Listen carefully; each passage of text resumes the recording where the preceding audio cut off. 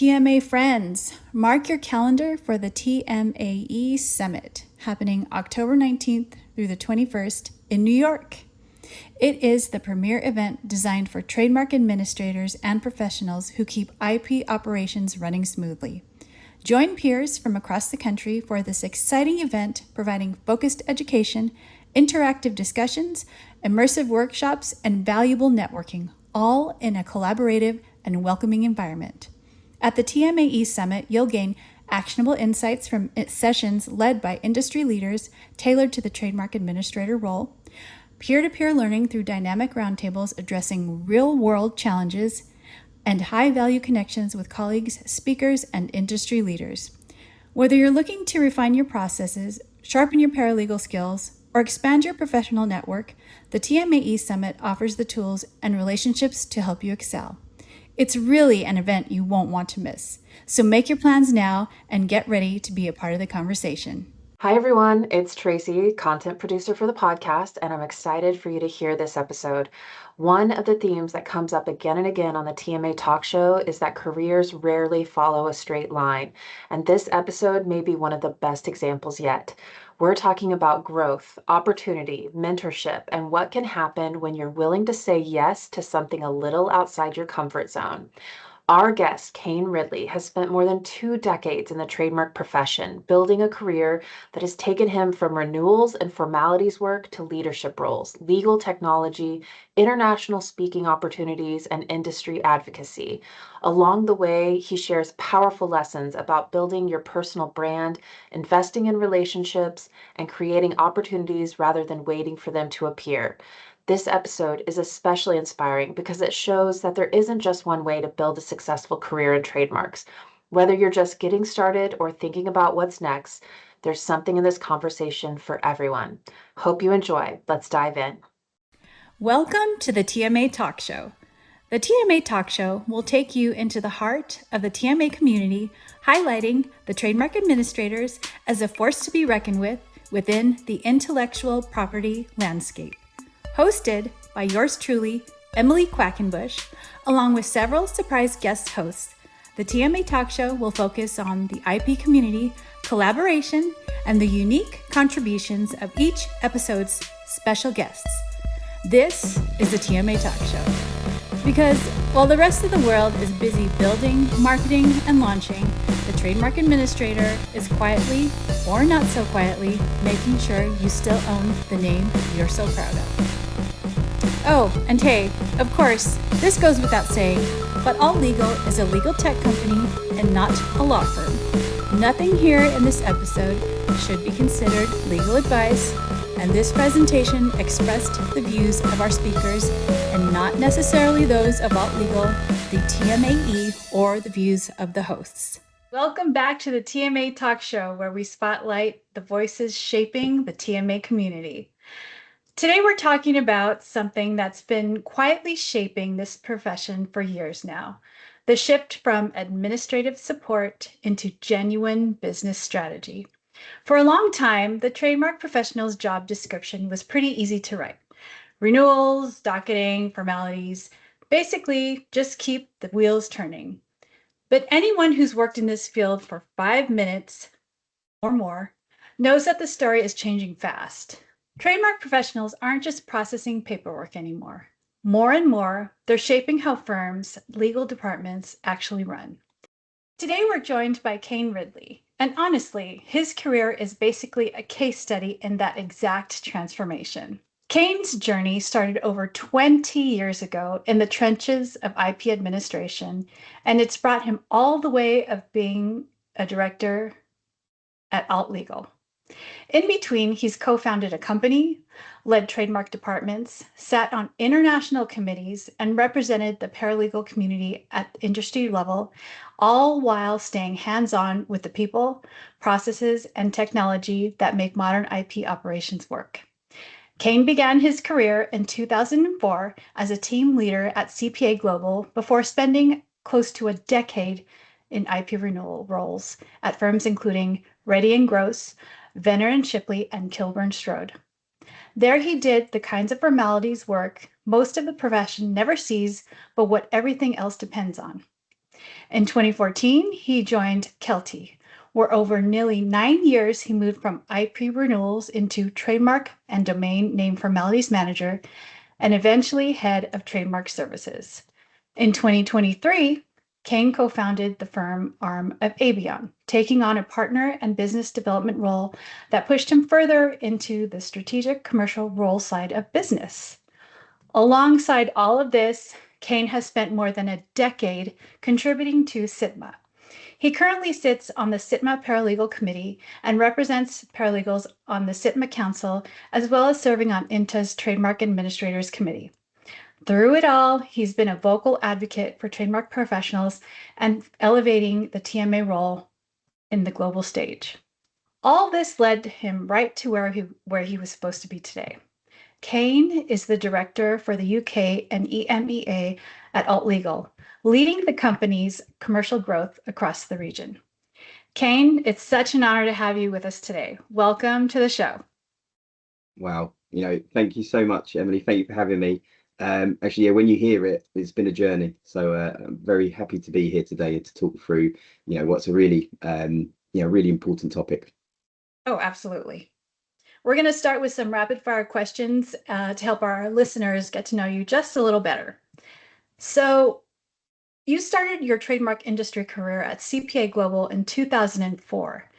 If you could send the Kane of 2004 one sentence about where this career was going to take him, what would you say?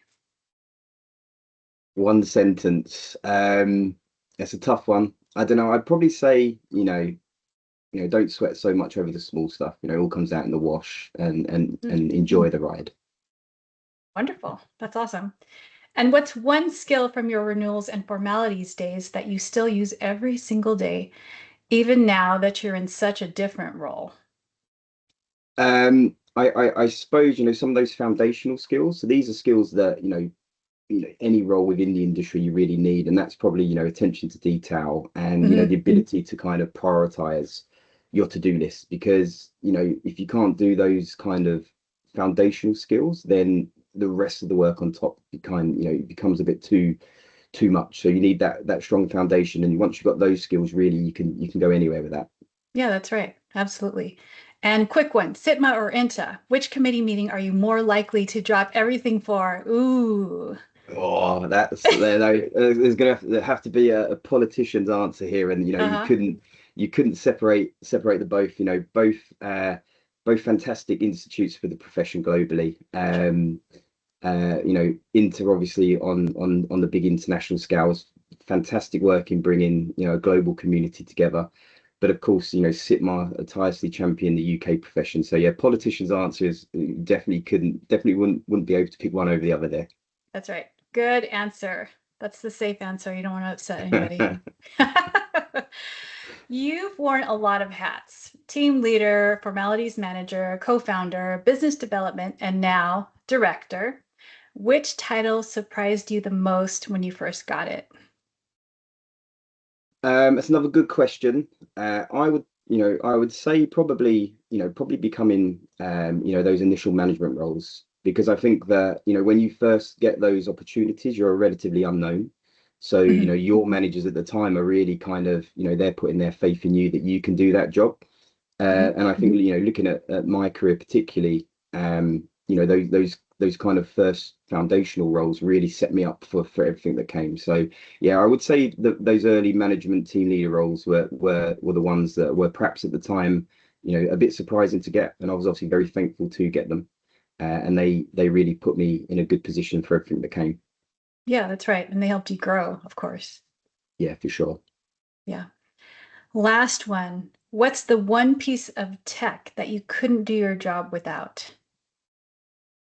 Oh, again, I mean, I'd be remiss to say with my current position that obviously a good, robust IPMS for all of us is essential. It's essential for what we do. But for me personally, simple things like a to-do list. I start every day with mapping out what I need to get done in that day. So to do, for example, is indispensable. I use that a lot to make sure I get what I need to get done. Nice. A true TMA. There you go. That's it. I mean, if we can branch out tech to the coffee machine, then that would obviously be number one because I'm getting old now, Emily, and I can't start my day now without a good coffee.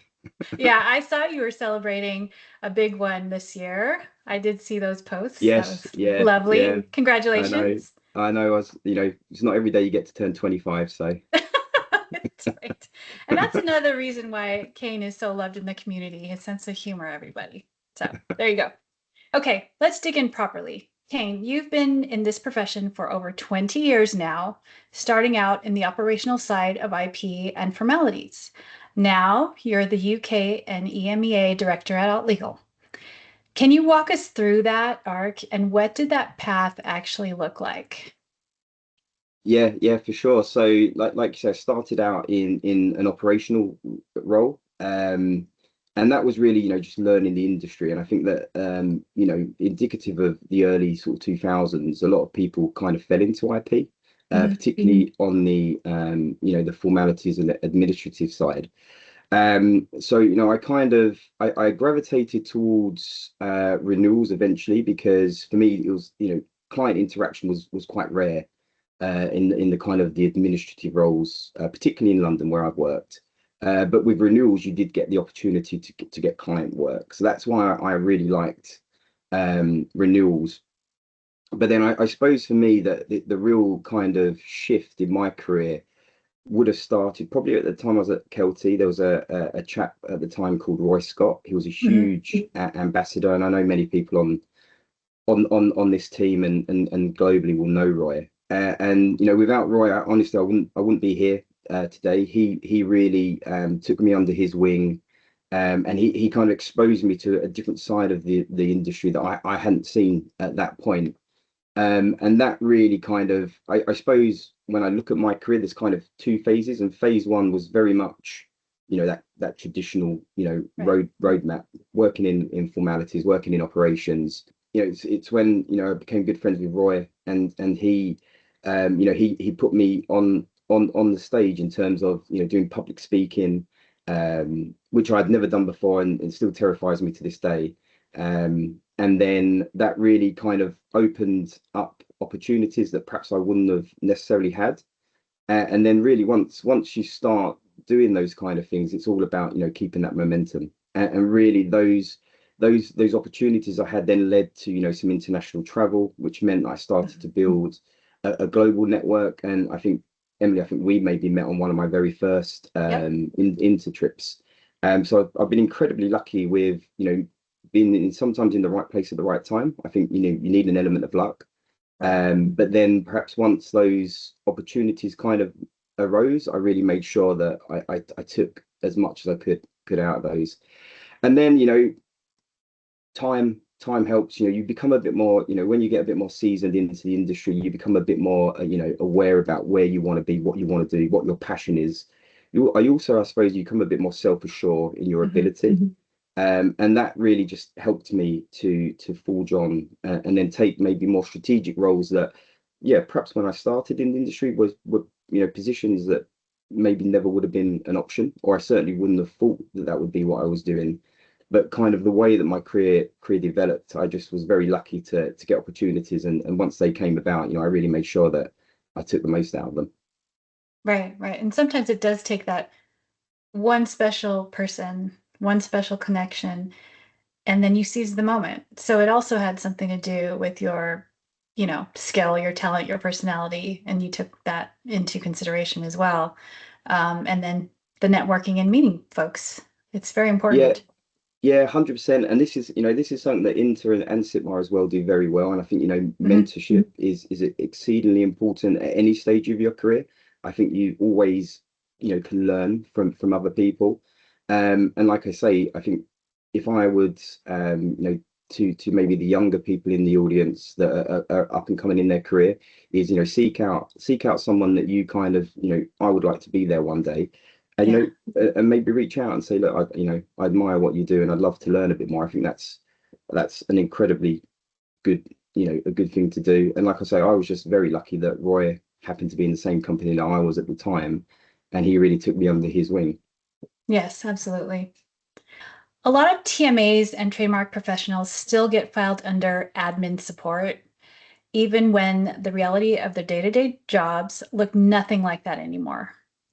What does it actually look like in practice for a trademark professional to become an essential business driver rather than just staff or support? Yeah, I mean, it's a really tough question, and of course, we're Mhm. not just dealing with, an industry. We're talking about the way that law firms operate. Every Right. law firm has its own kind of environment as well, and it's really hard, sometimes to I suppose break those barriers. And I think we're seeing it more and more. You see now Mhm. that there are more and more, um, you know, TMAs and paralegals really having much stronger careers than perhaps they would have, 20 years ago when I started. I think that again, it goes to perhaps what I mentioned, a minute ago, that, if you really want to, forge maybe your own path, you have to step out your comfort zone. So, those, those things that we mentioned, public speaking, I suppose in a way, we're, as an industry, we're focused on protecting brands, but we also need to build our own brand, and Mhm. that is, a way that you can really go out there and maybe create opportunities that maybe won't come organically, but you can play a proactive role in maybe making those opportunities for you. That's right. I was going to say that about, create your own brand, maybe be the CEO of yourself, and you can start out small. There are so many resources online that one could just grab and just start out small, start attending webinars, start attending online courses and what have you. There are so many resources out there. Yeah, and I was gonna say, yeah, totally agree, and that's actually something that, I would say that I see perhaps more on the international scene, Mhm. and in the UK, we're working really hard, particularly with SITMAR, to increase, but networking is such a strong part to developing your career. Building that network really goes a long way to helping you, build your career. So, Kane, you talk about the intersection of people, processes, and technology as the thing that really shapes modern IP operations. Can you break that down for us? And how do those three pieces actually work together in everyday work at, say, Alt Legal in your position? Yeah. Yeah, okay. I think that's a great question, and I think alt legal itself really gives a fantastic example of that, because we've always got that technology aspect, so that will be our Right. systems that we use. That's always going to be kind of the core. But really, what's that technology for? It's Hmm. really to help our processes. And if we again put that through the lens of perhaps the paralegal world, because the technology's got so good, the processes have become so good that actually the people have really leveled up. So now, rather than spending, most of our time, filing paper, for example, the shift to electronic files took away a load of that work. So Right. I think that that's really enabled, the people to upskill, because obviously if we take away some of those administrative functions, we have time, and once we have time, we can invest that to upskill, ourselves. So I think that kind of that circle between, the tech, the processes, and the people go hand in hand. As the tech improves, the processes improve, which Right. inherently allows the people time to improve. And that's, if we bring that back again then to alt legal, that's really, the core of what we're aiming to achieve here, is to enable IP professionals, to actually go about the business of IP and let the technology and the processes really handle themselves. Amazing. And can you give me an example of an upskill? What would that look like? In the traditional sense, I would say, find, perhaps find an area of, say, formality prosecution that you're not very good at, and Okay. and learn it. It could be from the personal development, maybe build your network, or Okay. you know, do some public speaking. And then in terms of processes, I was always very keen, in any firm I worked at, that, if I saw a process, a workflow, for example, that didn't work, I would always be, someone wanting to volunteer to say, how do we make that process better? Exactly. Yeah. Yeah. Because a lot of times TMAs are very much interested in legal operations. And a lot of times our roles, whether we realize it or not, have a lot to do with legal ops. And sometimes, we can voice those little ideas or opinions that we have, and it can help our departments in many ways. Yeah, I mean, let's not really beat around the bush. These professionals are, the heartbeat of an Mhm. IP practice, and the work that they do to make sure that deadlines are met, the dockets are kept up to date. It's we know it's kind of an unsung hero's job, but without these folk doing this work, the whole business would come to a standstill. So yeah, it's incredibly important for those people to take an interest, and make sure that you really refine the way that you do the work. Yes, exactly. 100%. And you co-founded the UK arm of Avion. What did building something from the ground up teach you about running trademark operations that you couldn't have learned any other way aside from being totally hands-on? Yeah, I mean, such a fantastic experience, and probably one of the steepest learning curves that I've definitely gone through in my career. You quickly learn that when you're in an established law firm, that the processes sometimes you maybe take for granted are quickly gone when you start up on your own Yeah, with no other support. Actually just going about actually running a business is a huge shift from when you're in that kind of safer environment of a big law firm that's already got procedures and processes. So I would say that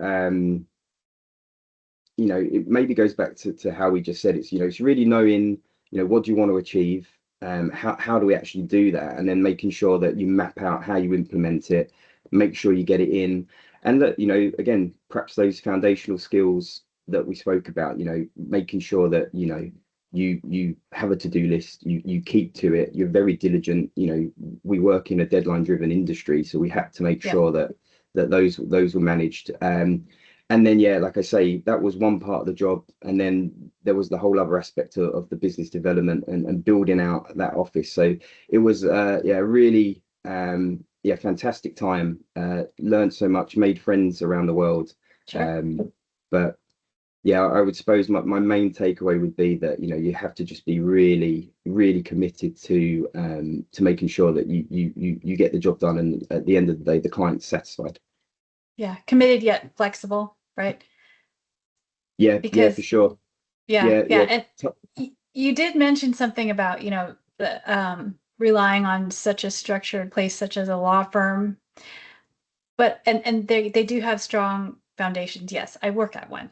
We live it every day. But sometimes those firms have to loosen up their foundations a little bit to keep up with the workforce that is changing, their clients. The clients change the workforce a little bit. So law firms also do have to learn how to be flexible and loosen up their foundations a little bit.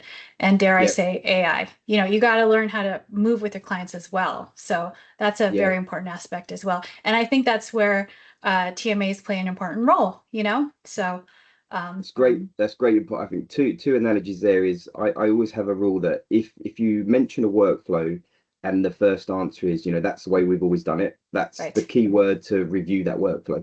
Hmm. And then I suppose the analogy that I was talking about there about processes is that the firm I was at before, if we wanted to send any correspondence, you get the letter, you put it in an envelope, you put that envelope in a tray. I had no idea what happened to that tray, but I know that letter went. And then, we was in maybe week 1 or 2 of the new business, and we needed to send a letter. And so I got the letter ready, and obviously there was no tray. And I was like, how do I send a letter in today's age? So that was more about the where we quickly realized that there is a lot of infrastructure that perhaps you even take for granted. That's right. Um, yeah, your point is 100% correct. And I think that if a workflow needs to be looked at, then you need to be able to look at it, and you need to be a bit more agile. That's right. And look at it before it breaks or becomes faulty, because then it might be too late. So Yeah. yeah, and moving on, and actually this is a good segue, perhaps. Now you're on the technology and software side of the industry at Alt Legal. how has sitting on that side of the table changed how you think about what law firms and in-house teams actually need from their IP operations? Yeah, I would say probably I'm in a really unique position because I have worked on both sides of the fences before coming Right. to the tech side. And really it's, there's two ways to kind of look at it. You've got the operational need, and that is really where we're looking at our our TMAs and our paralegals. But then you've also got the commercial need of the business, and this is, as important as making the operation run. And really, I think that that's where I see, the tech and software side, and that's why I think it's, if we look at legal tech as a whole, it's an incredibly exciting time for that industry because it's really blowing up now. You mentioned AI, of course, you can't not mention Right. AI and what that's going to bring in. And for me personally, that was, the decision to come into the legal tech side was just because I think if we look at the next 5 years, legal tech is going to fundamentally shape how the business is run, and it will do that by making the operational side more efficient, but then it's also going to provide an added benefit to the commercial side. And now, of course, without the two working really well, if the commercial side's not working, we don't have an operational side. That's And if right. the operational side's not facilitating the commercial, we don't have, we're not billing. So I think that the needs will change over time for sure. And really, it's about the tech providers, really recognizing what do we need operationally, what do we need commercially, and what can we add commercially. That's particularly important to make sure that the law firms can cope with the changing landscape that will for sure see. We've already seen over the last few years, but the next 5 to 10 years, I suspect there'll be a real shift in how, not just IP, but legal as a Sure. whole is undertaken. Yeah, absolutely. Yeah. Well, you're in the thick of it, aren't you? Yeah, look, it's an incredibly exciting time Yeah. where we are. I know that our outlook is definitely optimistic in terms of how tech can really play a really strong part in that next 5 to 10 years. That perhaps if we look 10 years back, or even when I started, it was the systems then were purely data input, and that's all you use them for. Right. And now we're saying actually that the data input side is kind of the foundational. You just take that for granted now that you can add some data to the platform. It's really about what do we do in the next 5 years, and that to me was particularly exciting, and it's an exciting time, for the industry. But yeah, I know that the folks at All Legal, we're incredibly excited about the next few years. Yeah. What are you seeing, without disclosing anything secret, of course, what are you seeing on the TMA side yourself with operations and procedures within the next 5 years? Yeah, again, I think we touched on it briefly earlier, and that Yeah. our job as as an IPMS provider is to really free up your time, Emily. So Yep. you're not doing that day to day, but then that has the knock on. So if you have that free time, and this is why it's been fantastic to see, really, I've been quite lucky in my career span to see that shift from being purely administrative, just looking for files, finding, adding Right. paperwork to a docket, to going paperless, onto electronic files, Yeah. to now Yeah. Yeah. seeing exactly that, like intelligent systems now where the system knows if I put this date in, okay, I know what to do now. So I think that that's going to really enable the paralegals to become way more commercial, and this is perhaps something that I do see. I've been very lucky to, obviously I've got lots of friends in the US and the UK, and I get to talk to all these great people. I do see perhaps the US paralegal is maybe a few years ahead in terms of that commercial mindset, Interesting.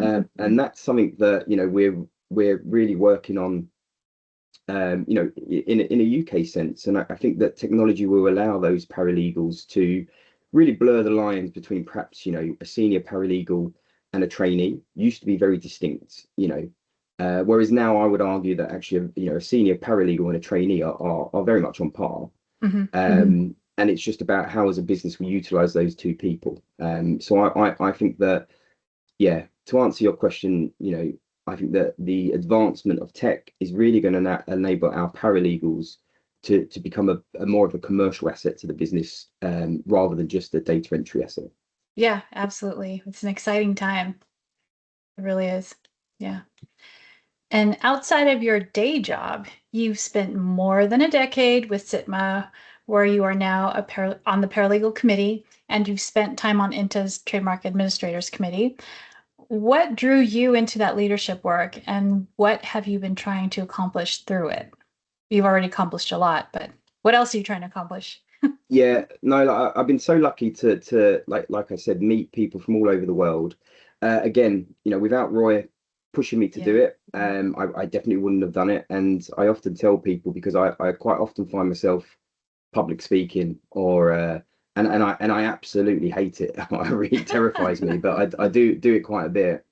And I think for me, so sadly Roy passed away whilst we were working together, and that for me was kind of a turning point, because he had opened so many doors, and he was really kind of so progressive that for me it felt like, if I then stopped as well, it would that chapter would close, and we would kind of just go back. So that really kickstarted me to really become involved a lot more in SITMAR. And then again, there it was that aspect of you're building your brand. Sure. So it goes both ways. I was really passionate about trying to push the agenda, and really advocate for the TMAs and the paralegals.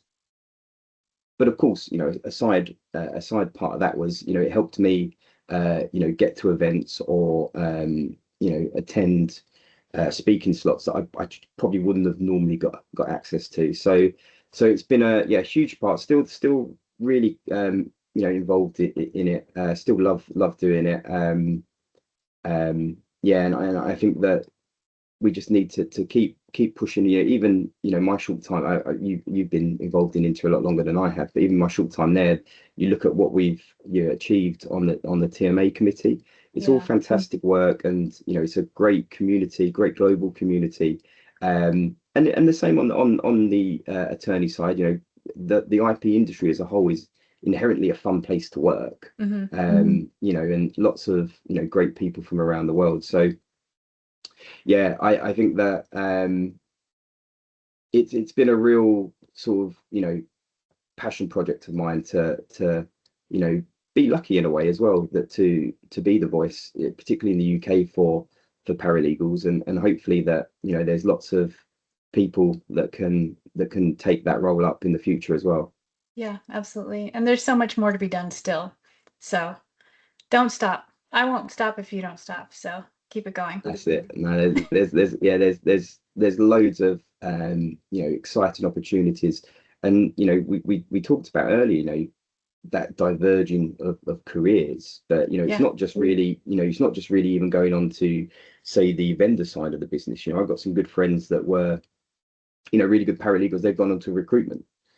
So there's lots of different ways that you can actually take that foundational paralegal skill and still work within IP, but perhaps you're either not in that more traditional model, and then of course lots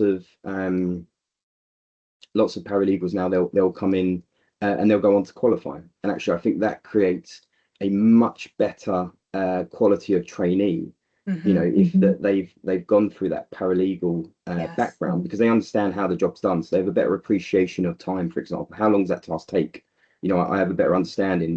Definitely when I started, it was very clear cut. If you were in admin and support, you were admin and support, and that was it. You came in as a trainee. You didn't really go up. And that's been something that I've definitely seen, particularly in the UK, that it's very common now for people to come in as paralegals and then qualify, and I think that's only a good thing. So there's so many routes now for a paralegal outside of just doing TMA work. But the other side to the coin, of course, is as an industry, we actually do desperately need people to come in and love being a TMA, because if all the TMAs wanted to move on, then we would struggle. So it takes a good mix, but it's just a very good time to be in the industry and to advocate for it. That's right. That's right. There's so many avenues too. It's a very interesting role. You can take it pretty much anywhere you want to go. It can turn into anything that you want it to be.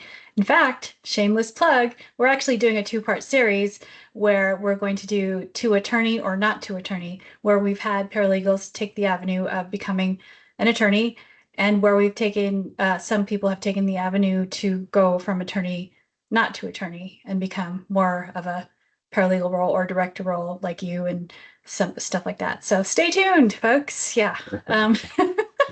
So, and that leads me to, you've been a strong representative and advocate of the paralegal community within the industry, and we've touched on it a little bit already. But why does that representation matter to you, especially as the profession keeps evolving? So we can talk about the evolving part a little bit. Yeah, like I say, I feel that I came into the industry at a really unique time where it was really essentially coming from the dark ages into where we are today, and I think that if you push that trajectory on, it's just a really brilliant time to be in IP, because we're factoring in the technology that's going to come in, the technology we have, the opportunities for TMAs to have really fulfilling careers is only going to get better. And I suspect that we touched on that journey, and you're going to do that talk. I suspect that we'll be in a position where you can have a very fulfilling career without having to qualify. That's right. That is really the end goal, because I suppose when I started, it was you wouldn't get the option. And now we're in that phase where you kind of use the paralegal route as a stepping stone to become an attorney. And then really, to me, the end goal would be that, the more that we upskill the paralegal role, the closer we work with the attorney side. It is a partnership, in that respect. And they are two different professionalisms that I suspect will have a large pool of, career paralegals that have, a senior stake in the business, and they can have a fulfilling career doing that. I think what we need to see, a lot more broadly across the industry, and to a degree we are seeing it, is that more director level positions for TMAs, because like I say, you run the heartbeat of that practice, and ultimately there is no one better qualified to understand the nuances of how that machine runs than those paralegals. So I would definitely like to see that as the profession evolves, so we can see a lot more paralegals in senior discussions and senior positions within their law firms. I definitely think it's the way that it's going. It may take more time, but I wouldn't be surprised, by the time that, I'm about to, hang up my hat, that there'll be a lot more people with those positions. Yeah, and that is why mentorship is so important. So take somebody under your wing and reach for the stars, right? Yeah, and look, I'm sure if you're listening on this, go to Inter, go to SITMAR if you're in the UK particularly. You can find those links on the website and sign up, because like I say, I think there's lots of people I know that they owe a lot to having someone who had a bit more experience, maybe a little bit older, had been around the industry a bit longer, helping them whilst they plan out how they want to do their career. Yeah, absolutely. So if you're talking to a TMA today who's doing great operational work, but wants to move towards the kind of strategic business driving role you've built for yourself, what's the first thing you'd tell them to focus on? I think this goes back to, kind of that build your brand, that aspect. It's a tough one. I think that, these kind of outside fringe roles at the moment in, more strategic, maybe more, business led, are really hard to get. And they're not really out there. It's kind of a role that you forge yourself in a lot of instances. So sometimes you may need to, if you're in a a more traditional firm, for example, you might need to, just start doing those kind of, what that role that you want, and before you're given it, that may open the doors for you. It is, it's a tough one. It really depends on the environment you're in. But then I would say, if you have a good management team, which is incredibly important, your managers should be, looking at your roadmap. So for example, when I was in a head of trademark services position, I was hugely passionate about making sure everybody had a really clear, a clear roadmap, a clear progression with milestones of what do I need to achieve to get here? How do I do that? I that was perhaps something that I never really had. So that when I was in a position that I could implement that, it was really important for me to be able to in those reviews and in those one-to-ones, where do you want to be? What do you want to achieve? And then as a business, how do we facilitate that?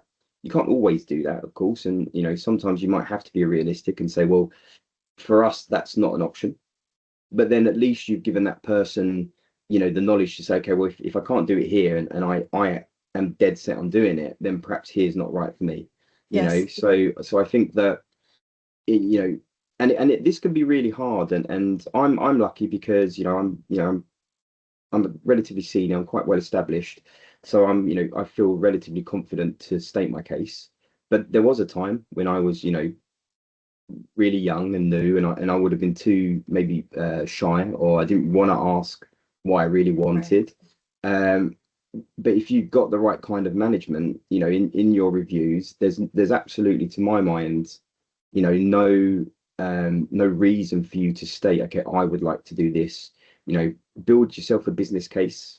I'm a strong advocate for, you really want to know why you want to do those things. And actually, I would say, after being on the other side for so long, that sometimes the grass isn't always greener, and there is an inherent pressure and responsibility around billables, for example, that you don't necessarily traditionally have on a more traditional paralegal role. So really, really think about, what you do want to achieve. I've always been quite simple and just have, one or two. This is anchor. This is what I want to achieve. What do I need to do to get there? And then just really commit to it. And if you're in a good environment where you have good management, leverage them and make sure that you've got a good career path. Are all good ways that you can start to maybe build build an avenue for doing something maybe slightly outside of what you would normally do. But look, I'm no I'm a realist, and for a lot of folk this is potentially something that they might not be able to do where they currently are. So then maybe that belief that you may need to move to find ultimately what you want to do. And don't be afraid to, right? It might be scary, but that's okay. And also baby steps. It's not going to happen overnight. It's okay to start small. Sometimes that's what it takes. Start small, start little, and then build, like you said, build an avenue, build yourself, build your case. I was once, I think I've talked about this before, but I was asked once, like, why do you get to go to all these things? Why do you get to, I was asked by a patent paralegal, why do you get to go to all these things? I was in-house at the time. And I said, I don't get to go to these things. I've earned these things. I've built this for myself. That's always stuck with me. So I'm very heavy into mentoring people. I'm mentoring a couple of people within my firm now because I want those people to be able to get to go to these things too. Like, I don't want them to be asked to why they get to go to things. I want them to be able to earn to go to these things if they want to, if that's what they want. Totally agree. And like you say, in your business, I was incredibly lucky. I've mentioned Roy, but I had one of my very close friends and colleagues, Azar. I think he's been on the TMA talk show. He was a great advocate for me early on, and so find people in your company that can champion you when you're not in the room is also something that's really really important. So yeah, I think that you know surround yourself with supporters and people that can really help you, have a clear vision, and who knows, you never know what could happen, and never say no to an opportunity, even if it That's feels a right. bit scary. Hmm. Sometimes you have to just do those kind of things. Yeah, and those, never saying no, that's a small thing. Start small by that, never say no. Attend those little, like I said earlier, attend those little webinars online, or, join a task force within your firm, within your company. Take those opportunities that present Yep. themselves It, always. it could be as small as attend a webinar and ask a That's question. right. That's right. That's right. Because people will see you and they'll remember. That's part Exactly. of it. Yeah, absolutely. All right, so before we wrap up, I'd like to touch on the different paths and non-traditional roles of TMAs. Can I get your thoughts on that? Yeah, for sure. I think that, like I say, the TMA community, the TMA, paralegals are at such a high level now that inherently they become attractive to other industries. And, within our own ecosystem, you've only got to look at, some of the great, paralegals that have maybe switched over to the vendor side. There's a huge amount of opportunity, which I think will only grow with the tech that's coming in. And these folk that are perhaps running an IP operation, even if sometimes they don't know that they are, Hmm. that's an incredibly attractive skill set to people outside of that traditional role. I think that it comes with different kinds of demands. So like for example, you might replace running and meeting deadlines to running and meeting billable. Hmm. It's not for everyone, but it is some people really like that. I mentioned as well that I've got some good friends that have gone into recruitment. That's So right. there are a lot more opportunities outside of that, either career paralegal or career paralegal into trademark attorney. You probably talk to a lot of these people in your current firms, what the software that you're currently using. And this doesn't just have to be obviously an IPMS. We all use tons and tons of different solutions in our law firms. So there's a huge opportunity to look outside of that. And I think that might also go back to what I said at the start. Maybe find that guiding star. Like what is it really that you want? And actually, if you think about it, it may not be in that kind of that traditional setting where you get that. So Right. it may be that you maybe don't want to qualify as an attorney because that's not really what you want to do, but you do want to maybe travel the world a bit. You might want to go to Inter, for example. Well, then the services side could be a viable route for you to do that, where you can still be in the IP industry, but you're on a slightly different path to that law firm environment. So I think that there's many ways that you can navigate. I've kind of done all of them in a way. I've done the formalities Right. route. I've been on the commercial side, and now I've switched to the IP services side, and it's IP services particularly. It's an incredibly exciting time, um, because as we mentioned, that legal tech, it's only going to get bigger, faster, Hmm. um, more demanding. So we've probably got some paralegals who are starting out now that in a few years' time that get to that kind of that we've all seen it, that 3 to 5 year period where you become quite an established paralegal, and then really your question is what next. Yeah. And in that traditional setting, it's management, but really there's maybe one or two roles in your business.